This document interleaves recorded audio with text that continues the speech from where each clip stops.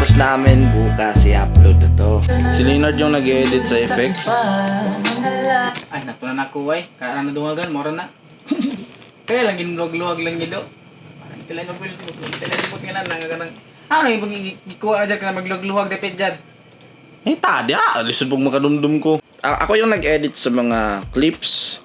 Kung ano yung ilalagay, kung saan ilalagay. Kumbaga, ako yung nag-set ng storyline. Kasi ako yung may mas experience pagdating dyan. Tapos si Leonard, siya na lang yung magdagdag kung ano pa yung kulang. Kumbaga, pagkatapos ko mag-edit lahat-lahat, kung hanggang saan lang yung kaya ko sa pag-edit, si Leonard na yung tatapos. Sa tingin ko, huling music video na to sa CapCut, guys. Naubos na yung effects sa CapCut. Ang boring na. Paulit-ulit na lang. Sa Adobe Premiere naman talaga ako nag-edit. I-edit ng clips, nagsiset ng mga storyline, yung sino yung ano yung mga scene na iuna, tapos nag-edit ng color grading. Yung color grading siya yung magdedikta kung ano yung vibe na gusto mong ipa-feel sa mga audience, sa mga listener. Tulad nito, gusto mo ng horror, dramatic, intense, so depende yon. Ano yung gusto mong ipa-feel sa kanila habang nanonood sila sa music video. Pagdating sa effects, doon ako sa CapCut kasi pang beginner talaga eh. CapCut kasi yung pinakamaganda pagdating sa beginner.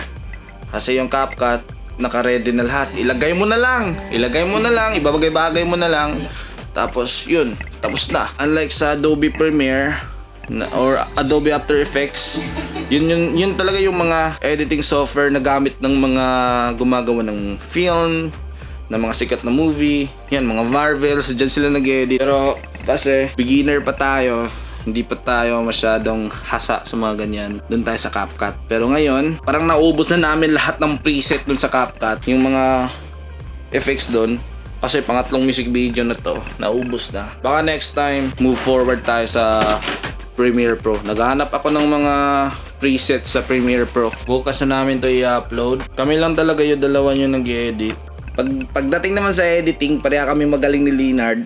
Pero may kanya-kanya lang kaming style. Mas mananaig lang yung style ko kasi ako yung may-ari. ako yung talagang magpa-final eh. Pero may sarili din tong style na maganda talaga. Na minsan hindi ko kaya gawin na kaya niyang gawin. May idea siya na maganda na hindi ko maisip. Ganun lang minsan. Pero ito may potential to maging videographer eh. Tsaka editor eh. Si Leonard. Eto. May potential yan maging editor, videographer. Partida guys. Walang sariling PC pero marunong. Walang sariling camera pero marunong mag-video. Paano pa kaya pag meron na, di ba? Namatay na. Naubusan na ng idea. Gusto din kami.